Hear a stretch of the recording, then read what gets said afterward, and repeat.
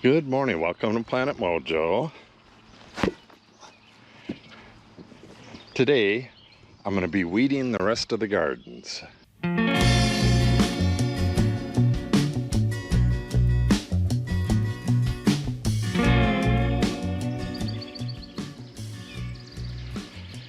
going to make a separate video on pruning tomatoes.